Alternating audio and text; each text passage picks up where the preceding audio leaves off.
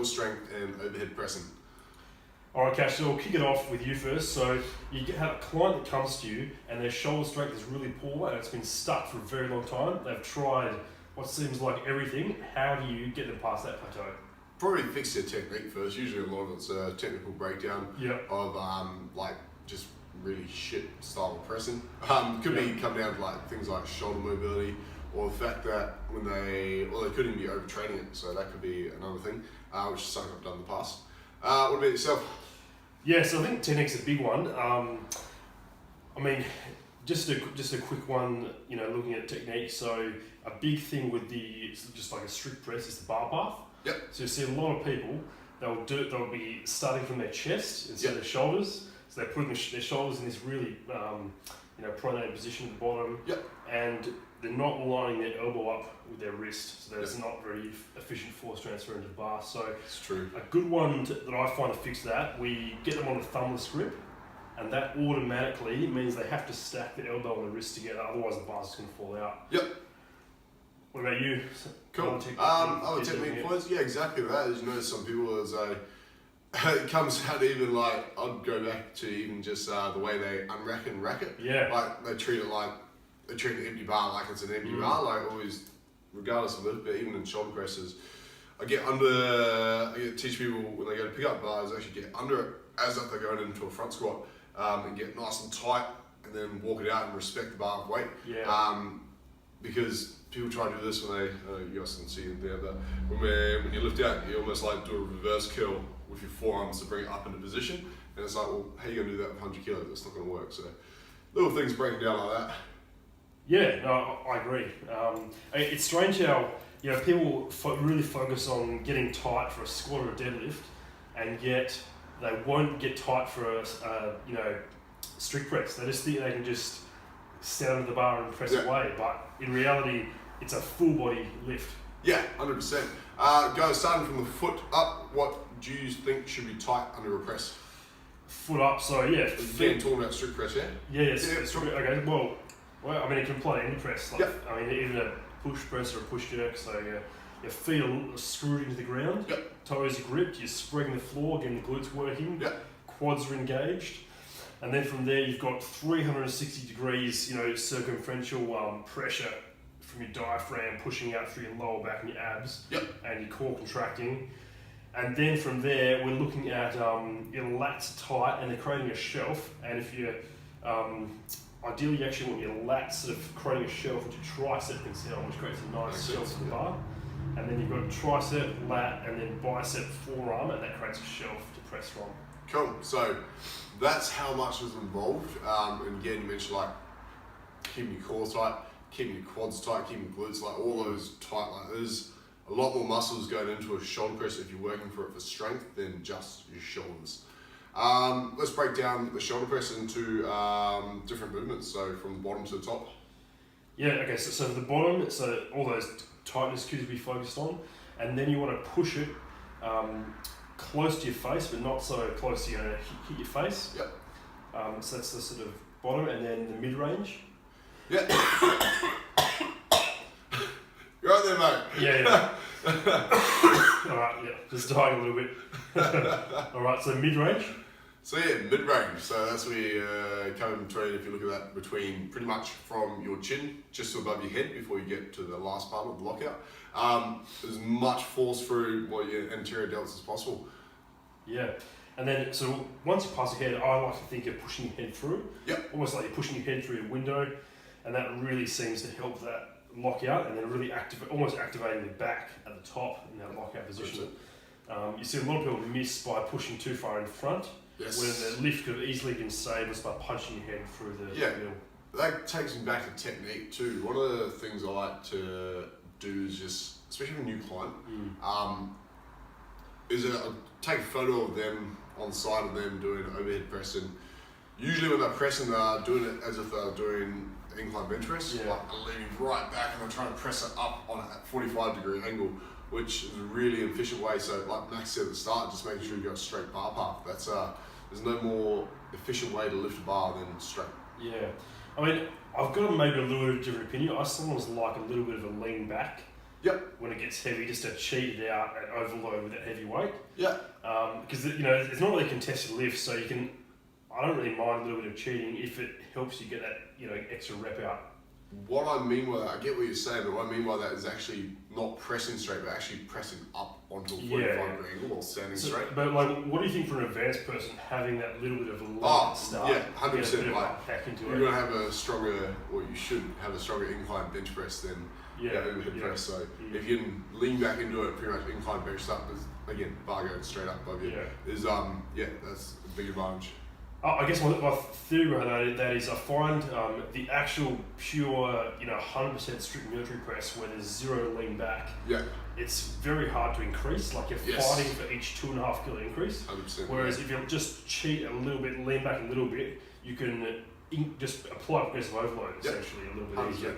And that also helps a lot if you've got any shoulder mobility issues that you want to get around, in other words. But the one thing I'll say with that, you do have to be, somewhat advanced and have a base of back strength to be able to lean back and not injure the lower back. Yep. And it's very important, especially if you squeeze the glutes, that'll take the pressure off the back when you're leaning back. 100%. That's a good point. Yeah. Let's go into. Is there any more you want to touch on that? I think it's. You could talk about technique, but in reality, it's not the most complex of weight. Yeah, you're just getting a bar above your head. Yeah. There's a few things that we like to tighten up, but did you want to go into push press technique? Yeah, sure. Go to push press. Yeah. Yes. So I think we weren't going to do jerks today, but push press is a good one just to overload the movement, and I find they're kind of synergistic. When your push press goes up, strict press goes up, and vice versa. But they're not the same, and I see a lot of people, especially in strongman, they're butchering their push presses. Yeah. So biggest thing is, with a push press, you want to start with the elbows in front, not quite like a front squat, but a little bit in front. And the whole point is you want to discourage the use of the arms at the bottom of the movement. So if you're in a strict press position, you're going to end up using your arms. There's a very inefficient way to do a push press. Whereas a push press, arms are up, big leg drive, and then your arms will take over partway through the movement. Yep, that's cool. Yeah. What sort of percentage should your push press be compared to strict press? Okay. Strict press, probably 70 to 80% of the push press, but very dependent on the person. Yep. And depending on how good your front squat is. Okay, cool. If you've got a weak front squat, you're not going to get a lot of leg drive. That's true. Push press. Very true. Yeah. If you ever see it, most likely if you're watching this, you'll have seen some of Max's videos where, leading up to getting his push press stronger, he did a lot of heavy loaded front squat holds. Is that what you call it? Yeah. Hold, or what do you call it? Partial. I don't know if you like the word partial anymore. I love he loves the word partial. Yeah, Partial out. Heavy partial front squat heavy support. Yep. Whatever you call it, it's just literally sitting up by a rack. And you don't want it. You want it on the pins, and then you're just getting under it and lifting up just about an eighth of a front squat and dropping it back on the pins. Yep. Percentage wise, how much more percent than your max push press? I don't like to put a limit on it actually. Yeah, cool. So just as much as you can possibly. Without being stupid. without hanging and taking plates off the bar. Yeah, well, I've done that before. I actually don't think there's a limit. So when I give it to a client, I sometimes won't even. I'll give them a rough weight. I'll just say, I'll actually tell when I phone them, like, I don't want you to put a limit on this exercise. Like, there is no limit. You can go as heavy as you like. Yeah. What sort of movements would you do that for? Is that usually for partials, or is this for only for partials? Only for partials, and only really for that partial, because a lot of the other partials you can't load up as heavy. This one's got a quite big ceiling. So the heaviest I've done is probably around 400, and at that point I could put about 340 on the bar. Had weights, had to tape the plates on, and then had weights hanging off as well, and had two people spotting to make sure the weights didn't fall off. And I actually think that wasn't heavy enough. It was too easy. So I'm planning. Kash has got a yoke at one of the Revos, but I'm going to buy one myself so I don't get Kash's yoke. I want to actually build it up to. It depends what the overhead event is at States, but I want to build it up to about 500, 600 kilos. And I think it'll make a big difference to my pressing. Because it seemed like the heavier I went, the better my push presses felt. Yeah. So I don't even know if there's a ceiling. I mean, the only limiting thing was it became quite taxing. So after the day after doing it, the lower back would be absolutely fried. But in terms of benefit for your push press, I didn't feel like there was a limit. Did you feel like that strengthened a lot of your mid back as well and thrust it? It did, yeah. I definitely felt like I put on a lot of muscle in my mid back from it. Yeah. Yeah. Yeah. And how important is that in not just overhead pressing but other strongman and strength events? Yeah, really important. Yeah, I mean, obviously, really good for your front squat, just getting used to 400 kilos. And the crazy thing is, people have, probably one or two guys that have front squatted 400 kilos. So it shows. I was actually being a wuss on that exercise. Yeah. Like, there's no reason I shouldn't be doing 600 kilos on that exercise. You said there's been 2 people that front squat. Actually, but maybe one. I believe. 2. I think. Derek Kendall used to train with Eric Lillardridge back in the day. Yep. And he was stronger than a little bit stronger than Eric Lillardridge, and then he retired. He's retired now, I think. I think he got burned out. I'm not sure what happened. So he's front sort of 400, and then I believe the guy from Nauru, Jezza, I think, one of the IPF powerlifters. I think he's front sort of 400 as well. Wow. And like just sleeves. Wow. So yeah, I think there's only 2. Other than that, I think the heaviest, like Warwick Brandt, he was an Australian strongman guy. Used to coach Rongo for a bit. He front sort of like, I think he had the previous record, which is like 370, 380, or somewhere around there. Yeah. Wow. Really cool. So, if you're looking at a little bit on topic here, but might as well touch on it. If you're looking at how much your front squat is in comparison to your, say you got a clean event, what percentage should that be at? Oh, like in... If you had a clean press event in a strongman competition. We were actually sort of doing a squat clean. Yeah, if you're doing that, yeah. I've actually got no idea because I've never done it. No, that's okay, cool. Yeah, it's not that common to have a barbell clean in there, is it? Yeah, I mean, okay, but I can work at the ratio. So if your deadlift is 100%, yep, your push press should be 50%, back squat should be about 90%, and then front squat should be 85% of your back squat. Yep, cool. So let's say, so just going rough here. So if your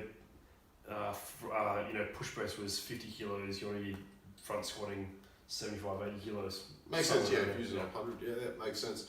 Yeah. Cool. So that's push press. So talking about the partials there, going into those. Another one Max used an example of was the overhead lockouts as well. Stressing that part, because that there, getting the weight up is one thing, but actually holding it there long enough for someone to go down is another part too. Would you want to talk about that? Yes, I mean, so I don't. Just to clarify with these partial movements, the way I used them was a little bit different. I didn't really think of it as necessarily strengthening a muscle, but it was a potentiation. So what I would do... Like conditioning of... No, exactly. So for example, I do...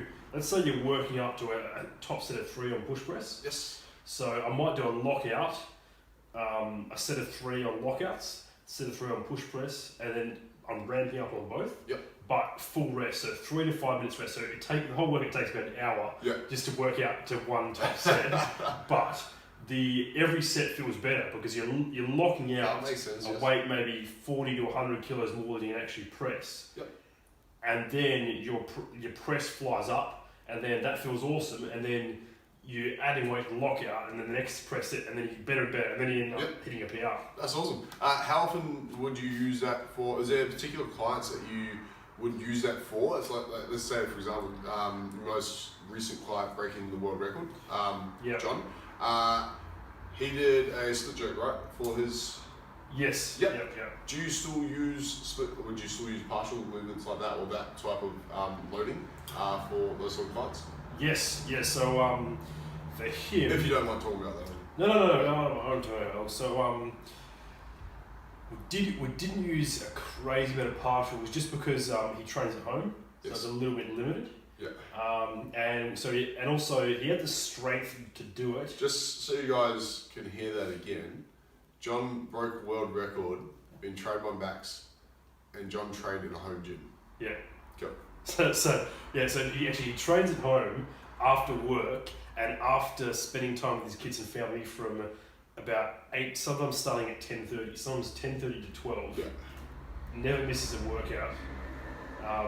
Sometimes he's on night shift, so he's had no sleep and still gets it done. Nicest guy in the world too. Anyway, so we didn't do a lot. It was just more logistical than everything, and kind of the time constraint because it takes a long time to load up. Yes. And he doesn't have that many plates, and he's training at night, so I don't want his workouts to go for Yeah, exactly. too long. Yeah. And essentially, the last 4 weeks was a high frequency approach. So we're training that movement 4 days a week, just because I knew he had the strength to do it. Yep. He just needed to translate that strength into an axle, the awkwardness of an axle. So we hit it 4 days a week, slowly ramping up. And the last week we did use partials. So I think it was the Tuesday before, he did like a 170, 180 lockout in the rack. Yep. So he got under it in a split jerk position and stepped up and held it. Yep. And did a few singles, and then on the day just it up. flew up. Yeah, that's amazing. Yeah. And he also had a collarbone injury, didn't he? He did. So well, I mean, doing the 4 days a week proved to be a little bit too much impact for the collarbone. Yep. And we're not sure it may be a bit of a fracture. He had like kind of golf ball sized lump on his collarbone, but then he pulled through and he pushed through and got the record. And we couldn't actually hit a proper axle clean that week because of the pain. We had to do behind the neck work, squats. Yeah. And just get the nervous system going. And then on the day it was pretty minimal warm ups because of the collarbone.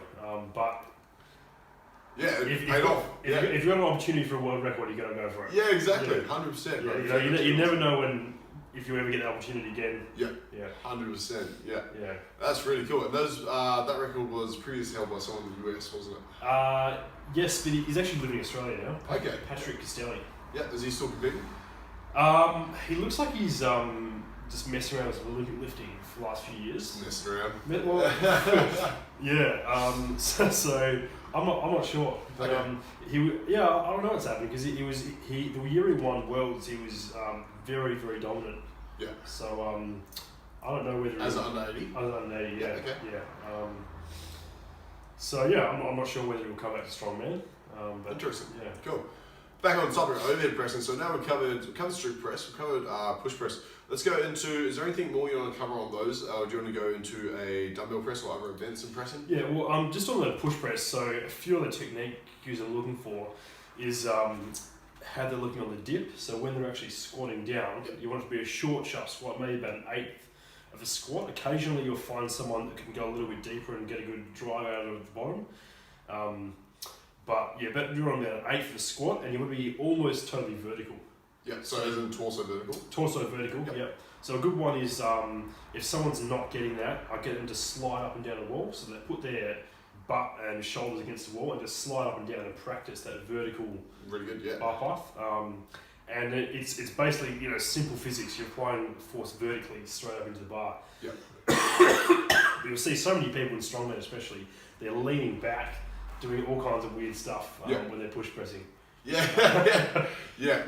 Or dropping too far forward, which is when the bar falls out of your hands. I mean, I know you see some weird stuff. Yeah. Like a lot of strong shoulders, but not a lot of technique. Yes, 100%. Yes, I made that mistake of not practicing the technique of the clean part of the clean press in my last strongman comp. Yeah. I did it once in the past 6 months leading up to the comp, which was about 2 weeks out of the comp. I was like, I'll try to still do a clean. I was like, got the weight, that's good. Yeah. Rock up on the day, body had no idea what the hell I was doing. So practicing technique is very important. Yeah. Can't stress that enough. Yeah. Now, I think we went a little bit off topic. So, you fix someone's technique. Yep. Where do you go from there in terms of programming to get them past that plateau? So fix someone's technique. Yep. Depending on, again, that can depend on, as in, one, how bad do they want to increase their overhead press? Yeah. Is that their primary lift they want to increase? In saying that, if that is their primary lift, then making sure reinforcing that technique that I've just learned. Let's say, for example, I've been doing it wrong for 2 years. Higher frequency, higher reps. Is a way to practice the movement. Because if you look at repetitions and sets and the frequency of doing that exercise, all you're doing is teaching your body how to lift efficiently in that movement. So that'd be my first point of call, is actually just increasing the frequency of their lift with that good technique. Yourself? Yeah, I think frequency is a good point, especially because if it's a weak lift, load is king. So load determines the amount of stress on your body from a given movement. So, and for most people, their shoulders are their weakest body part. It's the exercise they use the least weight on, so therefore it can be trained more often. Yes, and it is a smaller muscle, so it's in comparison to other. And then obviously, as you get stronger, that frequency will have to decrease over time. But if someone comes to you and I mean, how high frequency do you go? Like 3-4 times a week? 4 is an absolute max. Just personally, 4 times a week, just to leave room for other things to be trained. And then what about programming wise? Are there any special techniques you like to use? Special techniques for shoulder press, not particularly. Mixing up the different, so even depending again on if it's specifically for an event. So using different bars would be an example, going from a barbell to an axle bar, going from a behind the neck press, like changing exercises into a front press, things like that. So or something I got for you was a 2-4-6-8, where you're working down, so also working up, so ascending rep scheme. I find those work really well for shoulders. One of my big ones, which really if I didn't have this method, I wouldn't have coached 2 world records. Was the deep water method. So it's this from this. They use that for shoulders. Yeah, that's cool. Awesome. So just going back a little bit, we use that for partner Olivia to help get her squats past 50 kilos. Yes, actually worked really well. Go back into it. Well, I mean, I think that particular program, I think that was like a massive turning point for Olivia, her strength and 100%, everything in general. It took both our brains about to write her program, because she's a tough it kind of bridged her from being an endurance athlete into semi-strength athlete. Wouldn't say full strength athlete, but semi-strength. I mean, she did well in a stronger. Yeah, she did. And years ago, when we first did that, I don't know how long ago we did that 10x10. We'll talk about that, but that would have been unfathomable. Yes, 100%. It would have been completely off the charts of not so it's been amazing to see how much she's transformed. 100%. And it is actually a good protocol if you are a more endurance orientated person. This is a little bit of an aside, but just I do some part-time work coaching some high school rowers, and I found I'm coaching with 30 guys at once. I have to give a generic program, but and in theory, everyone should respond to a generic program because they're not that strong. They're all beginners. They should just lift weights and respond, but it's not that simple. And I found some people, they were just stuck at the same maxes. Say they were squatting about 100 kilos, which is okay for a high school kid, but we needed to be hitting 120 to be up there in the rowing. So there were a few guys. I actually only tested on 2 guys who were in the top rowing squad, and they were quite tall and they were good rowers, but their gym was the weak point. And if we brought that up, that was the one key they needed. Awesome. Anyway, so I talked to the rowing coach and was like, okay, can I try something different with these guys? And I just gave them 10x10 on everything. So they could handle a high, more endurance. Well, actually, it was interesting. So they kind of loved it and hated it, but they preferred it to the heavy stuff. They actually felt like they had a decent workout. They felt like when they did the 5s and the 6s and the 8s, they didn't actually get anything out of it. They just felt like they were straining, but not really stimulating anything. Makes sense. And then we got them on the 10x10s, and then due to strength, like the actual comparable strength compared to the upper rows. Not necessarily. I think it's possibly a more neurological profile. If you're looking at Polkin or Thibodeau's, neurotyping theory, how there's some people respond to different training modalities. Yes. Anyway, but so just coming back to deep water. Yeah. So anyway, the deep water. This is pretty much how we talk. Just tangents. Yeah. So deep water. Do you know about John Anderson? Followed him on Instagram. And he's a crazy. Yeah, he's a funny dude. Big dude, big dude. So basically, he's this. He's a bit of a character. He's this ex-strongman, and he's been a pro wrestler, and now a pro bodybuilder. Yeah. And he's in his 50s. And juice to the nines. Anyway, but he's had a very interesting training method. He basically wanted to create the hardest workouts possible. And he originally called it all in every day, and he eventually changed it. He called it deep water. So the idea is you're pushing yourself into these deep waters where you think you actually can't make it through the workout, but then you push through. And then when you finally... Very scientific name. Yeah. And then sometimes when you're in these workouts, there'll be this point where it gets so hard, your body almost steps up to another level, and then you find this other gear to push through. Yeah. And he calls those portals. Yeah, so there's a whole different... it's got a whole terminology in mind. It's quite interesting. Yeah. But his method that I've pinched and used to break world records, it's about half of what I do. It's one of the keys. The other key is the partials, which is already talked about. Yep. Because the deep water doesn't hit those heavy weights. But what the deep water does, it allows you to overload the shoulders with a lot of volume and really force them into growth. Because there's not many protocols because shoulders, they fatigue quite easily. And it's hard to grind out reps. Yes. But a push press is a full body lift, so you can cheat out and you can push those high reps. So think about this. Let's say you can you pick a weight that's tough for 3 sets of 10 on a push press, and you give this to your client and you say, okay, don't leave the gym until you do 10 sets of 10. Yeah. Now that's possible because you can cheat, you can use your body, you can rest 10 minutes. You force it out, you're going to be sore. You can do one rep at a time if you have to until you get them all done. Anyway, you force it out and you're going to be sore for days after. Your triceps are going to be cooked. Yeah. Maybe even your quads and calves from the strain. And then you go back the next week and you do it in less sets. Yeah. So eventually... So the total amount of reps in less sets. Yeah. I mean, and some guys, if they're lighter guys, I've got them supersetting with pull-ups with the same protocol. But yeah, you get someone, so a tough 10 by 10, and then over a period of weeks or months, you're going into the point where they're doing it in 5 or 6 sets. Yeah. They've gotten a lot stronger. Yeah, 100%. Yeah. So breakdown of how that method works. Okay, so like the reps and sets. Okay. So week 1, we've got a 10 by 10. Yep. Week 2, we've got a 10 by 10, but you reduce the rest periods. Yes. And then I'll do 2 weeks of the partials, and then we go back to deep water, and we go 6 sets of 15. Yep. 1 set of 10. And then the last week go 5 sets of 17, 1 set of 15. Okay. Yep. Yeah. So or maybe even 5 by 20 if they really. Yeah, so weight that you were doing, almost a 10 rep max on, you're now doing 15 to almost 20 reps. Yeah. I mean, some people they'll get 5 sets of 20, so they've gone 10 by 10 to 5 by 20, which is a big improvement. Yeah, 100%. Yeah.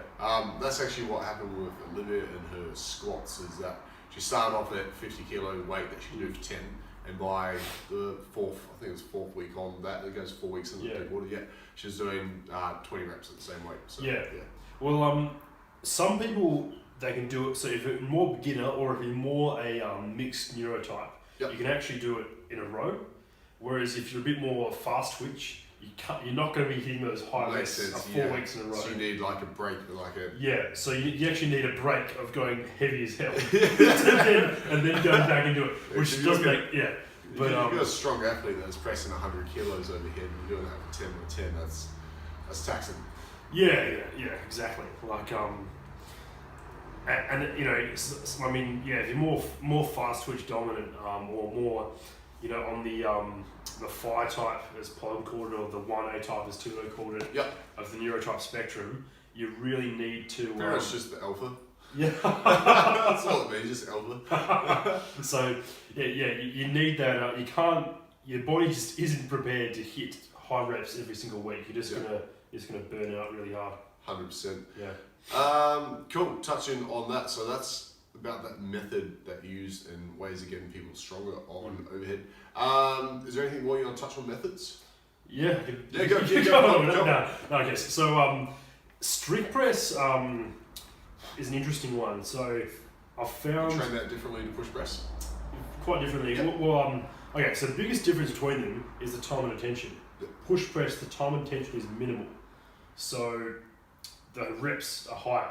Yeah, makes sense. Yeah, so that's why I'll give someone a 10 by 10 on push press, but I will very rarely give that on strict press. Makes sense. Like I'm actually doing that on myself at the moment because I'm detrained. Yeah. So I can handle 10 by 10 on strict press because I'm weak. Yeah. Because I'm only doing it with 60 kilos because I had a forced layoff. Yeah. But for a lot of people, you're going to burn out. Like, the fatigue from 10 by 10 on strict press is just too outrageous. Yeah. Yeah. 100%. Yeah. What's a lot like what's your max strict press? Max strict press was, last time I would have tested it would have been 110 for 2. That was last year.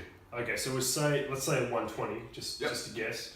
So what's 60% of 120? So 70 odd kilos. Yeah, okay, let's just say 75 at 10 by 10. Yeah. That's going to like wreck you for... Oh yeah. It's going to take like 2 hours and you're just going to be sore for like a long time. And it's probably not going to be like, it's just like, it's too much of a stress on the system. Yeah. I think like the last time I tried to do 10 by 10 on strict press, I started off ambitiously. I think it was actually 75 kilos. Yeah. By set 5, I had 40 kilos on the bar. I used that for the rest of the sets. Alright, there you go. It totally cooked me. I was like, I'm never doing this again. But like, I mean, 40 kilos, that's so light, you're just digging a hole. Exactly, so that session actually just made you weaker. Yeah, basically. Yeah, exactly. I mean, yeah. So I don't recommend doing that for strict press. So you got, I mean, if you say you're going to do 10 by 10, you got to finish it. Exactly. You say you're going to do something, you got to do it. You got to finish it. Especially even if it's going to wreck you. Even if you go backwards, you got to do it. So and a bit of a story about shoulder strength. So when I started doing weights, shoulder strength was the thing that was horrendous at the start. One of my first memories, I strict pressed like 30 kilos for a few reps and had to basically like do a standing bench press to finish it. And my back was shot for like a week because I bent back so far. So just so you know, Max used to be a normal human with 30 kilo overhead press. I don't know if I've ever been there, but... And I was like, wow, I felt pretty embarrassed by that, but it was so bad. And then eventually, it kind of got a little bit better, but it stalled out so hard for so long that I got frustrated and stopped training shoulders entirely. Because I just did chest. Because I literally was like, I've given up. Like my shoulders just don't progress. Because I'd be like, I'd be regressing every week, or like not hitting the numbers. And now looking back, there were quite a few facts at play, such as eating like a bird. Max actually used to be a very little kid. So yeah, probably not eating enough. And another big one, and zero idea about programming whatsoever, zero idea about technique. But I think another big one was just not enough volume. I was so weak. Doing you needed a lot more volume. I needed a lot more volume. So doing like a 5x5, which everyone said was like, this is the bomb. You do the 5x5, you're going to be an absolute monster. And it's actually some of the worst advice you can give a beginner, because 100%. for a beginner, a 5x5 is easy. It's not taxing whatsoever. Whereas for you or me, we can do a 5x5 and it can almost be like dangerous. Yeah, it's 5x5. Like in a serious way. Like sometimes we won't even do a 5x5. We'll do like a 5x5. We're increasing every set. Yeah, that's exactly how I do a 5x5. Yeah. I never because if I set a weight I can do for 5x5. On the first set, it tricks me by going, oh, that's too light. I'm gonna put more on there. By set 3 and 4, I'm like, get that weight off. Yeah, like now that's like a serious volume. Yeah, it's a lot of volume. Yeah, 100%. But back in the day, that's like Nothing. Yeah, but doing a what was it, like a 10x2 is a more efficient way to get those reps and sets in. Yeah. Anyway, so I was in high school, college, and I could probably bench about 115, and hadn't been training shoulders at all. So I said all chest, and like Max used to have chest. all chest, like twig arms, no shoulders, and me and the guy I trained with at the time were just like, okay, this is ridiculous. Our shoulders are so weak. Yeah. Because we tried like dumbbell pressing like 15 kilos, and we were struggling. Like couldn't make 10 reps. Like we were dying. Like or maybe 5. It was embarrassing. Yeah. And we're both repping 100 on the bench. Like okay, something needs to be done. And then I'd read about this program from Polican called Ultra Sets, which is you pick a weight you can do about 15 reps with, and you start with 15 sets of 3, and you add 3 reps every time and build to 30 sets of 3.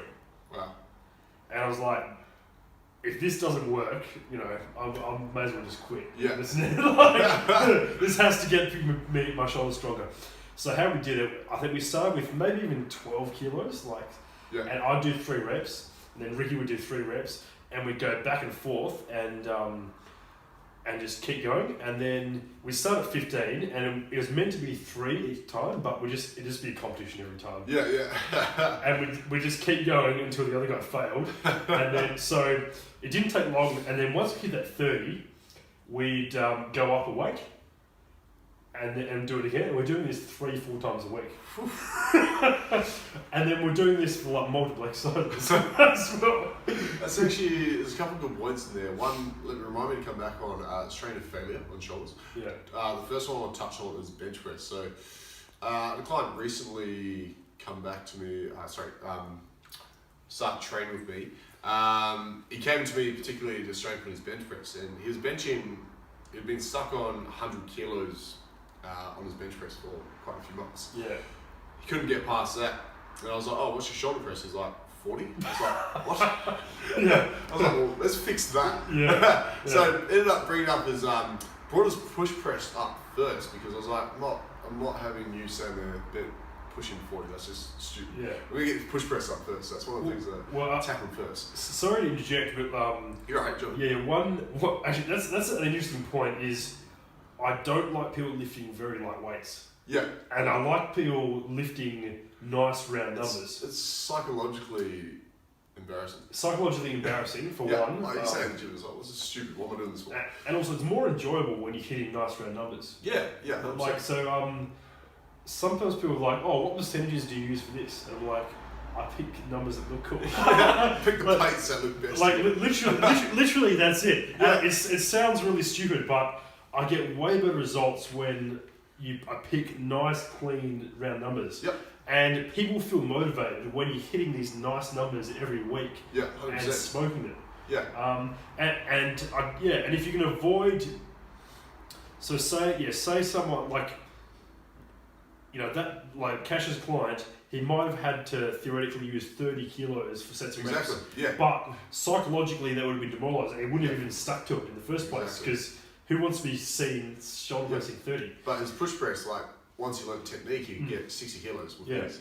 And then that ended up going up to 85, I think he got up to. And then when he went back to strict press, that was already up to 60. So that was a good way. And that was psychologically a lot better for him. And the end point being that his bench press also went up.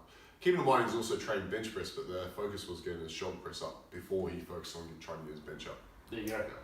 Yeah, so like what kind of ratio are you normally looking at from bench press to strict press? As in weight-wise? Oh, like a percentage? Percentage? Yeah. I think it is 65 to 70%. Yeah. Correct me if I'm wrong, or 72%. Yeah, that's about right. Yeah. I mean, it will vary on person, but you can always eyeball it really. Obviously 40 to 100 is... It's like doing 4 plates on bench, you probably should be doing like, at least 2 to 3 plates on press. Yeah, exactly. If you look at it, if you like to count plates like I do. Yeah, exactly. Yeah, I mean that's a good way to look at it. Like if you can strict press 3 plates, you should better bench a little bit under 5 plates. Yeah, exactly. That's a good point. Yeah. A good point. A good person to put that on, and a well-rounded or a good well-rounded athlete for his size would be Sebastian, or strength coach. If you look at his bench press, like he's not a massive guy. I think he weighs in at like 105 to 110 kilos, but he bench presses 240 and has a overhead press of 160. So exactly. I mean, but like the crazy thing is like actually the craziest shoulder strength I've ever heard was this guy in the 50s, Marvin Eder. He strict pressed 160 at under 90 kilos. Wow. Yeah. Did he also break some one-arm records? Is that the guy you posted about not too long ago? That's someone else. Someone breaking like some crazy one-arm strength as well. He pressed a 100 kilo man with one arm. But that was just like a side press, but that was just like messing around. And he could do a dip with 200 kilos. Wow. And he benched about 230 with his legs straight and a totally flat back. Wow. Because because at one point, it was actually frowned upon to arch in the bench press. Yes. Like we didn't have still is by some people that think the earth is flat. Yes. So he benched 230 with a totally flat back, and his legs basically out straight, no tight setup whatsoever. Yeah. And there was no actual bench racks, so he had to get two guys to hand him the bar. Yeah, that's insane. Actually, a question on that. I wonder how accurate the weights would have been back then. Do you think? Do you think there would be? Actually, I mean, he competed in Olympic weightlifting, and there we go. And those, I mean, some of it, like a lot of his stuff was gym lifts. Yep. But they're widely verified by multiple sources. Yep. Okay, cool. And he was like a legit Olympic lifter. Like he strict pressed 150 as a under 80, I believe, or the weight class. Maybe I'm not sure exactly what the weight class was back then. What are you aware of any of his training methods? It'd be good to talk about. So very interesting training methods actually. So he started off. He was. I mean, he's a freak of nature. He started training when he was maybe 13 or 14. Yeah. And country of origin before you go. USA. And by the time he was 18, he was already benching 180 for a few reps. Oof. And and was actually really well known for his lifting ability. Especially upper body. That's amazing. Upper body strength. Yes, upper body.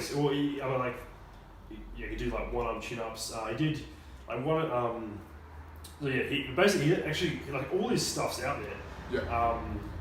He actually he wrote a bunch of articles on it, and he's still alive actually. He's in his 90s. Wow. When he was 75, he could still do 50 chin ups in a row. Wow. It was on another level. Yeah. Particularly about his training methods for shoulder strength. Is there any? Yeah. So interesting stuff. So a big one for him. He focused a lot on triceps. So he felt like he felt like bench press, build up his strict press, bench press and behind the neck press. So he hit those a lot, and then dips. Yep. They were his big ones. But he did everything. He did lockouts, and he'd do to bring up his strict press. He'd do a lot of high sets, low reps. Yep. So say 8 sets of 3, with 135 kilos. Jesus Christ. But he'd start with a weight, maybe you're not making all sets of 3, and he'd stay with it for months until he made all the sets. And he'd actually find his strict press increased about 15 pounds, so 7.5 kilos every 6 months. Wow. From the time he was 14 to 24. Actually retired about 24. Wow. And then that was his strength day, and then he'd do a bodybuilding day, which was mainly dumbbell work. Yep. So one of his workouts, he'd gets the 60 kilo dumbbells, the heaviest in his gym, or 120 pounds, actually, so that's 55 kilos actually, and he'd do 5 to 10 curls, 5 to 10 dumbbell shoulder press, 5 to 10 bench press, and then maybe 5 by 10 lateral raises cheating. Obviously, you have to cheat a lot in 50 kilos. But that was like just dumbbells, for like that kind of stuff, which is different. And then he'd do like crazy stuff, like 1,000 dips in 17 minutes, which was a world record. Or he'd do, if it felt like he hit a plateau, he'd do 140 or 135 on a dip every 20 minutes for 7 hours straight. Wow. Shock himself. If you caught me in the gym training for 7 hours straight, I'd be pretty. I'd be pretty pissed off. Yeah. And like but you know what I mean. Comes back to kind of what I found a bit effective is that contrast. You need to be hitting those high reps, and you need to be hitting the super heavy weight. Yeah. And then that's how you get super strong. Yes, 100%. Yes. But yeah, it's pretty inspirational to. Which is, sorry, go on. Oh, to have a look at some of these guys back when the strict press was an actual event, what numbers they hit. Yeah. Back when, and you know, guys today with all the modern advantages that we theoretically have, aren't hitting those numbers. Yeah, exactly. Like you don't see that often. People hitting 100 kilos strict pressing. Like, it's like But I mean, it was also the focus. Like, it's like back, you know, the bench press. I mean, probably after Marvin Eder was probably one of the guys that actually popularised the bench press because he was in all the magazines and had these massive pecs. Yeah. And then obviously, you know, Arnold and stuff. But he was probably one of the first guys that people saw and they were like, oh, bench pressing transforms your physique. Because it's the upward exercise you can literally lift the most weight on. Yeah, and to build muscle, the more load you can put in, the more muscle. So like the bench press and the actual bench press rack was a major step forward in physique, in people's physiques, and you can literally you can probably look at like you know, bodybuilding contest winners, and you could probably pick the year when they actually start having pecs. Yeah, 100%. Because if you look at strong men 100 in back in the early 90s, 100 years ago, they didn't have pecs at all. Yeah, exactly. Yeah, 1800s, they were just all delts. Yeah. Zero pecs. I saw, some people have an opinion that the bench press doesn't build chest very well. Yeah. That's only true if you're not very strong at bench press. Or if you're not doing it correctly. Yeah, if you're not doing it. If it's not building your chest, you're probably injuring your shoulders with it. Yeah, exactly. Yeah, I mean, I don't know, that whole statement is just ridiculous. I've never seen someone who benches a lot who has a small chest. Yeah, I've never seen anyone who benches 180 who has a pigeon chest. Yeah, exactly. It's not possible. Yeah. Funny one. Yeah. It's just like saying, someone that can, you know, squat 300. Squat 300 is small man. It's like saying squats don't build legs. Yeah. It's just Yeah. Look at the people that do it heavy. But yeah, I mean, that's if you want to look at how to get stronger shoulders, you want to read up on what the guys were doing back when it was an actual event. That was an event in strongman, or is that an event? In Olympic weightlifting, it was one of 3 lifts, and then did they take that out in the 60s or was it? I think it was the 60s or 70s. The 3 lift era came to an end. It'd be pretty cool to see that lift brought into powerlifting, like as because you think you're deadlift, you got a squat, you got bench press, and then well, I mean, it's a pity it ended because the whole point of the 3 lifts, they were like, okay, the snatch tests your speed, your technique, your power. Yeah. Your strict press tests your strength. Yeah. And the clean jerk is the combination of both. Yeah. So it was like the perfect competition. Yeah. And then they just threw it away. Very interesting. Yeah. Alright, and then going on, any other methods that come to mind? For shoulders? Like what about for shoulder hypertrophy? Do you think that's a little bit... Shoulder hypertrophy, big one for me is dumbbell work. So getting some dumbbells under there. So if you haven't done this, and a good way to test it is test what your max for 5 reps, let's say, shoulder presses, strict press, and go there and try to test that on a standing dumbbell press strict.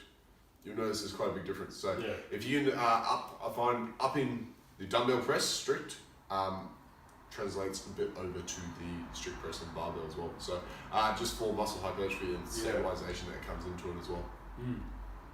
What do you find? Yes. So so there's a few little shock methods I like to use. Yep. To Is that 100 rep drop set or that you do? Oh yeah, that's a good one. That's what Max loves. Yeah. You won't do a drop set of anything else. So this is a very interesting one actually. So I got this one from a bodybuilder called JP Fuchs, who's actually a Swedish bodybuilder, I believe. Yep. No, actually Swiss actually, Swiss bodybuilder, and he had a very interesting. Well, actually, his entire training was quite interesting. He'd like to keep his workouts to less than 45 minutes, yep, with extremely heavy weight, high intensity, low volume. And one of his favourite shoulder workouts, he did a 100 rep drop set on a machine shoulder press, and then he'd do 4 sets of heavy dumbbell presses. Yeah. And that was it. Wow. Now, it doesn't look like much on paper, but when you try it, it's something else. So what you do is you go over to the machine shoulder press, and I put it on there because it's just so convenient. Yeah. And it's one of the only times I use a machine. Yeah. Other than a leg curl occasionally. Yeah. So you start off 30 reps. Then drop it 20 reps, drop it 10, 10, 10, 10, 10. Yeah. So 5, 10 drops, and that's 100 reps. At this point, the shoulders are burning quite a bit. And then I go over to a strict press or a push press, and we do about either 6 sets of 4 or 4 sets of 6, somewhere in that range. Yep. And then your shoulders are fried. And triceps, they're just absolutely cooked. And then once you recover from the workout, so the next workout will often have to be lighter. It can even take you longer than a week to actually recover. Wow. But pretty much every time I've done it, the next workout I get a PR. Yeah. So it's a good one to throw. Like even there's even I threw it in. I had like a yoke press in comp, and I just wasn't getting it. Was that 4 weeks out? I think you threw that in, wasn't it? 4 or 5 weeks out? I'd have to check, but it was pretty close. Yeah. So, and it normally wouldn't be a wise move, but I just knew how I responded to this particular protocol. Yeah. I threw it in, was extremely sore, but then I ended up hitting the weight I needed. So, yeah. While we're on the topic of shoulders and hypertrophy, talk about different heads, so like lateral and rear delts, how important they play in your pressing. Yeah, so actually, this is actually pretty interesting. So they've done studies where they've measured the relative thickness of the front delt, side delt, and rear delt, and they found that the average guy that does weights, his front delt is about 3 times as thick as an untrained man. The side delt is about twice as thick, but the rear delt is often about the same size. Yeah. So that just shows the discrepancy. Yes. Because people are overtraining the bench press, they're not hitting their side delts enough, and they're not doing the rear delts at all. Or not doing them properly, they're doing them with their traps or rhomboids. That's a good point. Yeah.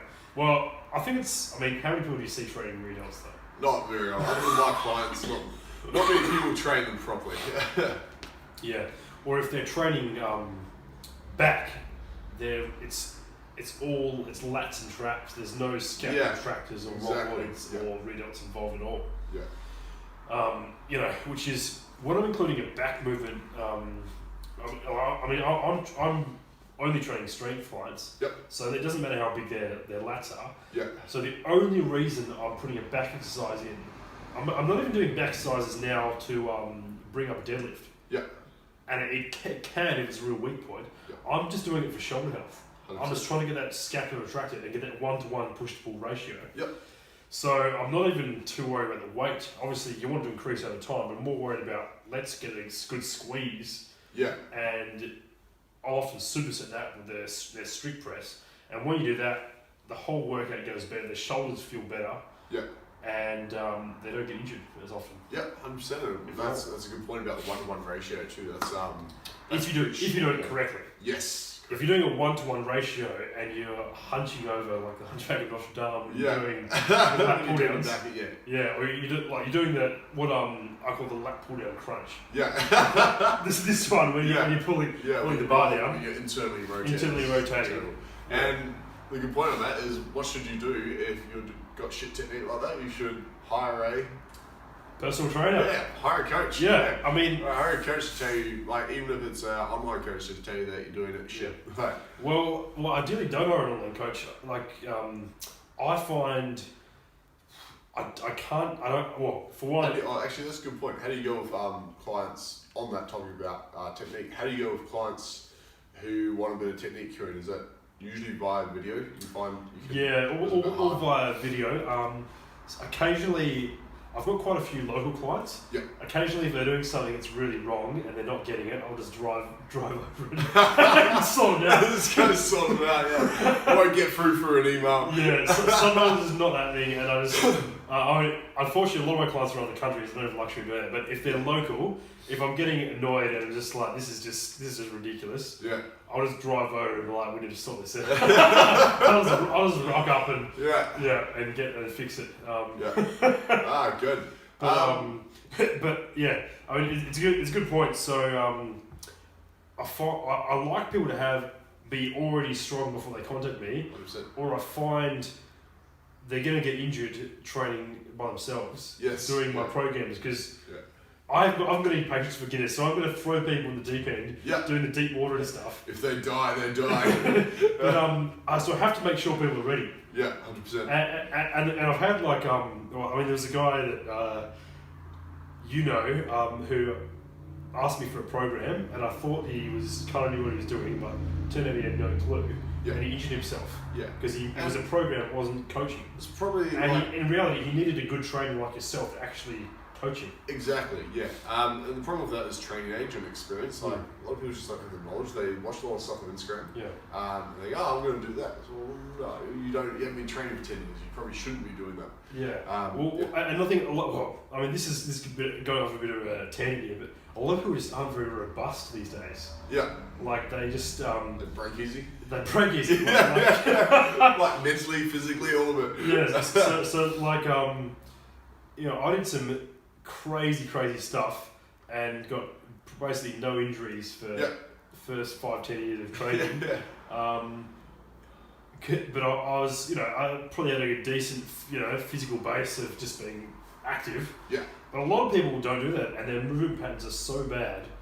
They're they're basically getting injured getting out of bed. So, so it's I mean, people. So what people? A lot of people who want a program. The people that ask for coaching, they know what the deal is.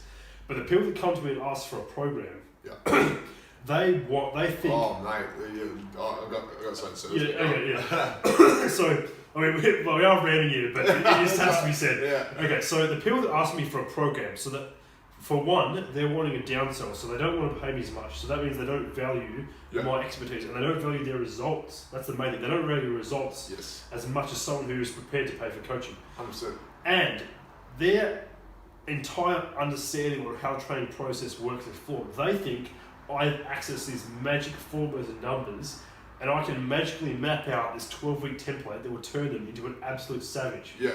When in reality, success is an undulating process that you need to be coached through. It's not this straight line that I can magically predict.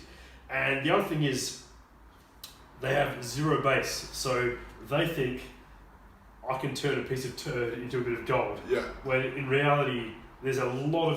It's possible. I'm a big believer in growth and growth mindset, and that you can become as good as you want if you put the work in, but it's going to take a lot of work. And I've noticed that myself a lot, is you can give two people the exact same program, and it can be a shit program. Yeah. It can not even be a good program. Yeah. The only difference is one person fucking works, like, really and works. Believes in it. And like believes in themselves. Believes in themselves, and actually just their coach, blood, sweat and tears into everything. Yeah. And with reasonable technique. The other person does about 3 out of 5 days and doesn't hit all the weights and goes, oh, it was a bit sore, didn't go today.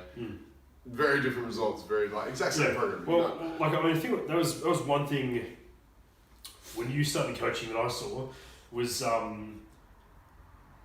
you didn't have the knowledge base of some of the other coaches when we went to Shredded, but you made people believe that you knew your stuff. Yeah. And people believed in you, and you pushed them hard. Yeah, so you got better results than pretty much any other trainer there. Yeah, exactly. Yeah. And I focus a lot on trying to get people stronger too, because I was like, why are people still benching 60 kilos? Yeah. They've been training for like 5 years. But like, doesn't make any sense to me. yeah, I mean, the program is actually a fraction Yeah. of what matters.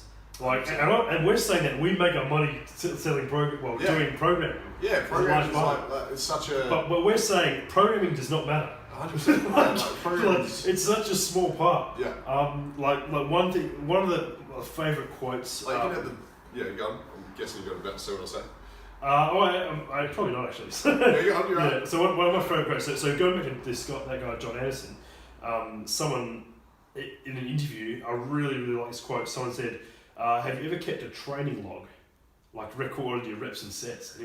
And he sells programs as well. And he sells ebooks about his programs. Yeah. So it's pretty big for him to say no. He's like, no, I've never kept a log in my life. Yeah. It was like, if you're a young kid and you want to make the NFL, because obviously in America they're talking about spec, or in Australia if you want to be in the AFL, yeah. do you have a log, a diary, and you write down your football practices?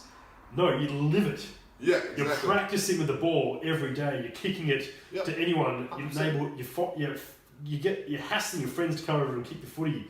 You know, you're talking to your coach about what you can do. You're practicing. You're running laps. Yeah. You're doing sit-ups. You're doing push-ups. It's your life. It's your life. So that's the thing. I love that quote. Is like, whatever your goal is, the program doesn't matter. You have to live the lifestyle like it's already happened. Is work. Yeah. Like that's the underlying. You have to live it. To work.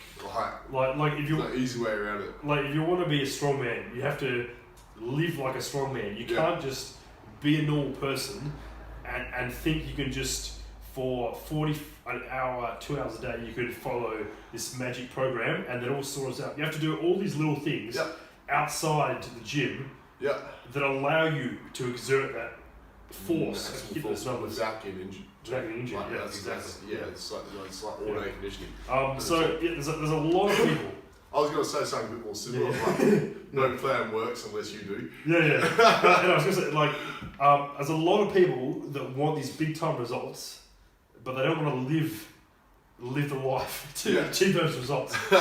They think it's all down in the gym, and it's funny. Those people aren't even actually getting it done in the gym. Yeah. 100%. That pretty much ties it up for our podcast.